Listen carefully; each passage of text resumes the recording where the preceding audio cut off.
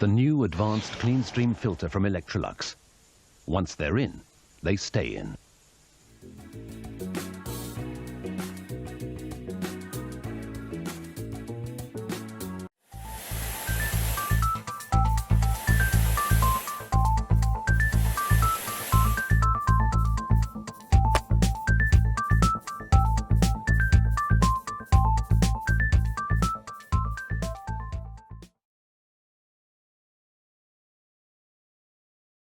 Yes, hello, my vacuum cleaner chums. How are you today? No, you're either not this evening, even though this is probably going to go out in about February, late January, February. I'm filming this at Christmas time, but it's not a Christmas video. Do not panic, it is an Electrolux air cleaning video. God, look, I'm struggling to find a way to hold this machine without it glaring on the screen. It's come up really, really well. No, I haven't machine polished it. After all the filth was washed off of it, it had a bit of a shine anyway. And all this is black hole, it's a car glaze, and then a layer of poor boy's butter wet wax. And yeah, it's still there, but when it's on the floor in front of even a 4K video source such as this, it looks pretty damn good. But we'll put that to one of the front. We'll hide the Christmas tree with it. There we go. And have a look at the tools, which actually didn't come up too badly at all. I left the hose end well alone because I don't think this is the same size as a dolphin hose. Let me know if it is. Particularly dolphin hoses aren't black, so it's going to look stupid anyway. That just looks less stupid, so we've left that. This came up about as well as it ever will because it's just worn. Although it's not worn out, at least, it is just worn. Next we... Hello? You say hello? Ooh. Yeah? No, you don't like the banging. We were doing a lot of banging this morning. The telescope... Not that sort of banging. The telescopic wand, I did have it apart. And it now glides very, very well, apart from earlier when I hadn't knocked. There's a locking tab just under this bit here, which you have to really hammer home so it grips against that plastic bit. And if you don't, it all comes apart and you've got to then not lose the little locking pin. And then finally the floor tool, which, after perhaps a cheeky little dose of some trim restorer, again, poor boys, I think, it looks alright. It's glossy enough, it takes your eyes away from the scratches. Although underneath is pretty clean for this type of floor head. That is not bad at all. And yeah, the whole thing just looks quite smart. Have a look at the machine itself, which came up very nicely indeed. Again, the aforementioned polish. I would perhaps suggest that the black plastic on the back is also covered in trim slop as well, and it looks a lot better for it. Got most of the paint out. Sadly, on these textured trims, the camera won't even focus, it's such a pain in the bum, sadly, so you can't always do it. Another slight thing I did was make it so that the tool door doesn't just fall open at the slightest gust of wind, because yeah, this is broken. It's even broken. It's not just missing the handle, it is broken. So I got our good friend the hot glue gun out, and there's some pokey out bits on the top of here, which now click very nicely into there. So at least, you know, it doesn't do that. I mean, what it does do sometimes now is it'll lift the whole back door open because that's not clipped, but it's at least, you know, together enough that you can stand it up. And if you shake it really hard, it's the back door that opens and the tools don't spill out. Although, talking of the tools, they are... Oh, not gone and fetched that down. Hang on. Oh, no, I'd left it on the top of the hot water tank because it still wasn't dry. This is what you could do to many upholstery brushes. The inner bit just pops out, and then, I mean, this one was very clean, but you might have to sit there with a screwdriver or a pin and clean it all out. But otherwise, I mean, you've got to remember to get it the right way round. We'll just click that back in, like so. The crud builds up around the sides as well if it's really, really worn, and then you can also just dunk the bristles in the boiling water to make them a little bit nice. There we go, look. Yes, it doesn't fit now. Oh, look. None of the tools really fit, you know. I mean, this doesn't click in, even though there's a bit there for it. You push it in, look, and it just... Oh, well, it's holding itself now. dang, it's holding itself. Okay, by a thread, good enough. I mean, they're just not nice tools. It's a shame, really. And this isn't a UK machine. In fact, I don't think it's even made in the UK. No, it's made in Sweden. So this is after they went Euro, and we got the Euro style of tools, which is a bit of a shame. Underneath here, this is another one of the complaints, I suppose. I found a few Vacuumland threads about these, and one of the good comments is that it's such a tiny little bag for the huge, massive machine. Literally, almost over half is the motor and the cord reel. There's a lot of room to work in there. Doesn't really need all that space. So yeah, you end up with this tiny little bag, big massive filter, which actually only covers up the little tiny suction hole in there. And yeah, it's just an oddly proportioned machine. Oh my goodness, we've closed the bag. No. Uh-oh. Oh no, oh no. Yeah. Phoenix, what have you done? Oh, there we go. Fixed. And there, and actually also, that's another thing, this isn't a circle, it is an oval, and that is an oval shape. So if you ever do get an Excellio or an Excellio, as they were known, you need to make sure you have this bit, because this, A, it's not round, B, there's a lot of fluted plastic that you would have to chop away and then make it quite structurally bad in order to fit a bag. So make sure you have your thing there. And then yeah, the way it's clamped in, this sort of gets pushed in by these bits here, and supposedly all works quite well indeed.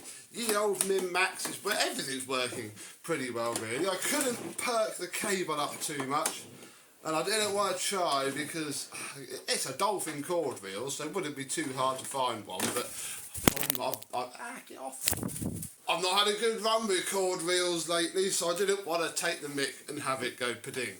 There is, however, one last thing that we need to do, because under her rear end is a little bit of a hole which we need to fill. Yes, that post-motor filter was disgusting, so Mr. James supplied me with a brand new genuine one as well.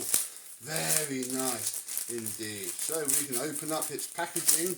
It doesn't say Gore-Tex on it. I guess that little thing didn't last very long. But yeah, we can put it in, look, clip on the rear, like so. And now this thing is ready for some use. Future Becco here, and I quickly popped back with the air clean before we have a look at how it performs. Because look what we managed to find, look folks, we have ourselves two spare tools that we don't really need, but we have ourselves a tool tray to replace our broken one, because yeah, it's missing a bit of the clip for this. Anyway, how fantastic. Now, we should be able to do this without too much disassembly, because it only clips on just under here. I don't know really. Do we? No, we don't. Thinking about it, we do need to take everything off. So I'm going to find some tools and come back when this top shell is removed. Oh, I remember just how fiddly this is now actually. It's not just pop those little holes off some tabs. No, you remove the 4 screws and then this whole mid-frame here lifts off, look, and we can say hello to all of the internals. It's under here, look, where what looks like 2 nails, and this is exactly how I found it.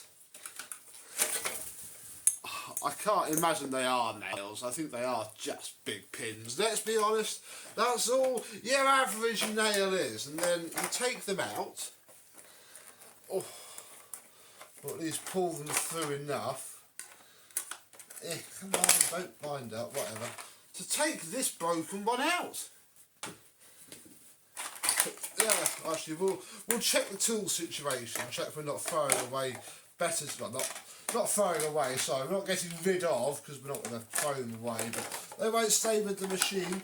These tools. Then you get to fiddle this all back together by lining up all the holes. It's slightly easier to start with the first nail, and then the second nail like so on both sides, and then you can sort of drop it near to this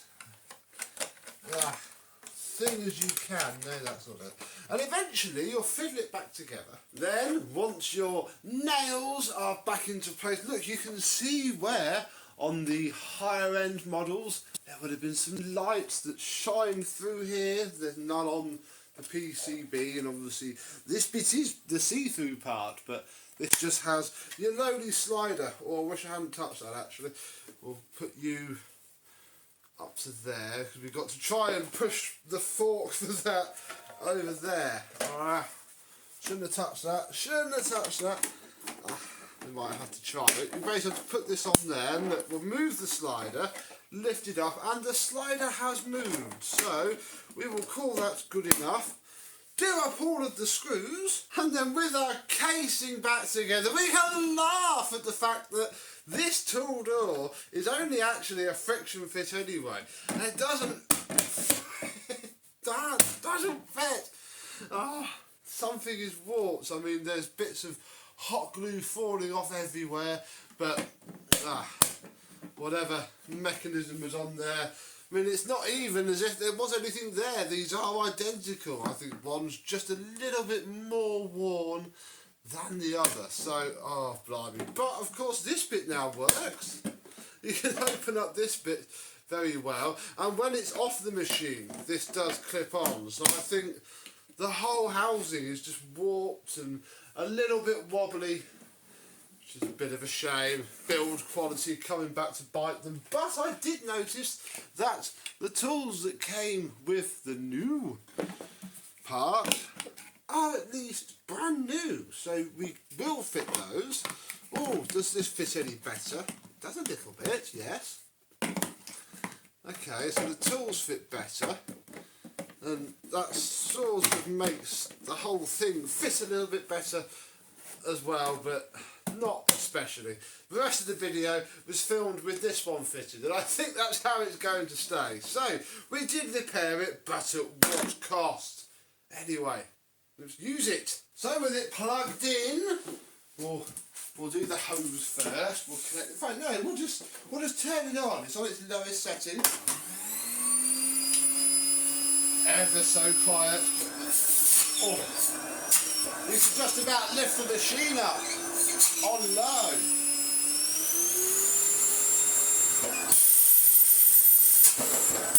Oh.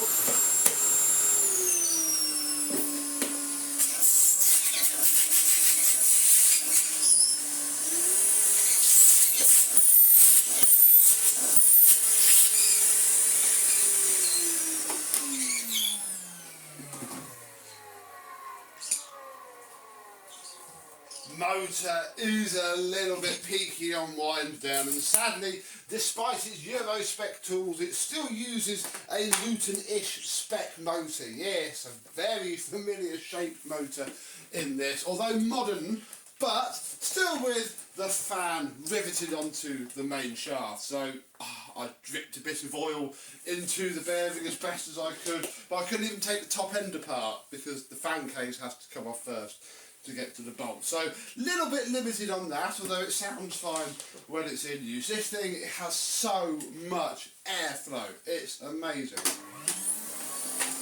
Oh no! Little bit skippity that these heads do that. If you go slow, you're okay, but pull back fast. And it's a bit skippity. The fix for that is usually some more suction.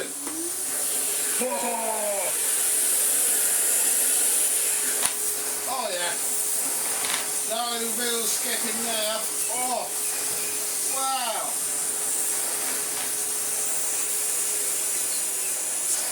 Medium's pretty good as well. Oh, there is just a lot of power here.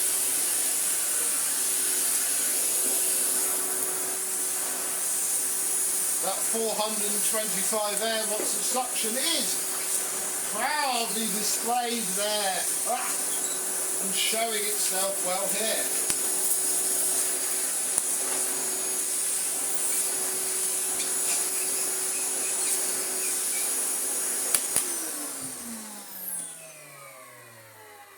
And this floor head isn't too bad either. I wonder how fast it would spin an aero brush. I mean, as we know, these work very well, but they do need a fair bit of airflow to get them going. My pneumatic MBV 190 doesn't really spin it that fast, despite having all right suction.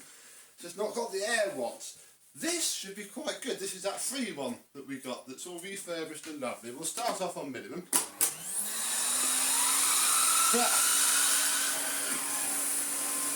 It's good, although it does slow down somewhat.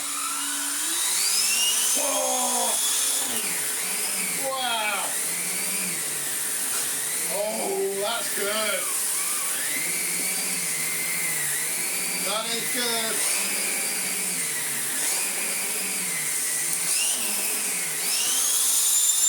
Oh.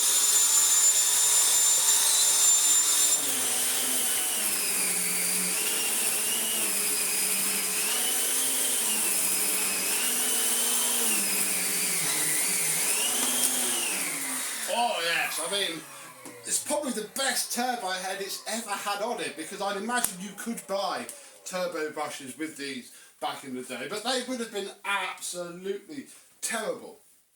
Talking of absolutely terrible, it's also amazing quite how good this machine is, especially when you think that its companion vacuum cleaner, on sale at the time, oh, and I found some date stamps on this, 1995 I think it was. There's one under here. Yeah. There's one under one of these. Oh, there we go. 1996. October 1996, that... Why am I still holding you? Get in there.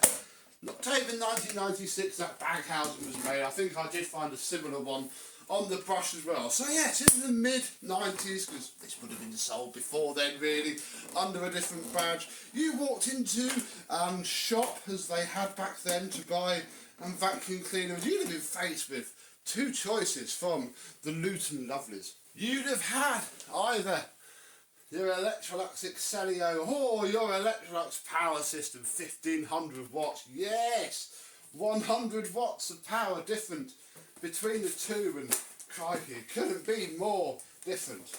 Oh, I'll put this down. The power button's very...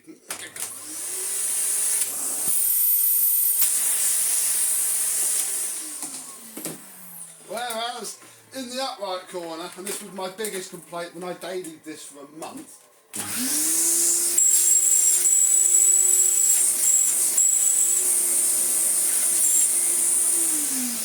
the suction is there, but the sharp airflow isn't. I wonder if this would... Oh, it just doesn't fit. Do you go to 32 millimeters? I'm sure you did. Ah, yes, you did. Yeah. It just stops. It just stops on the carpet.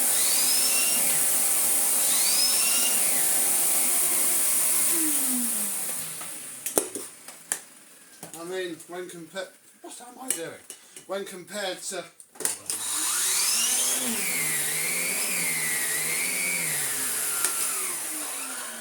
100 watts of power difference, but notice that the upright makes zero claims at all about air power, airflow, suction power, whereas this has it printed very clearly on its body.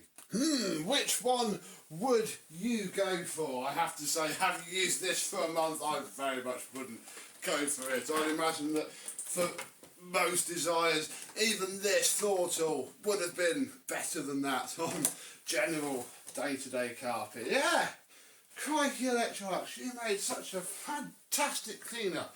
But obviously, you know, again, market manoeuvres, Dyson were very popular, bag was going out, even this was sold with a replacement bagless cartridge to slot in, to join the bandwagon with Fury, and machines like this just got forgotten. They were old hat, especially when they would have been of the awful single layer paper bag era, which is where they would have got their reputation, because all of that airflow and a single layer paper bag, not a good friend to make.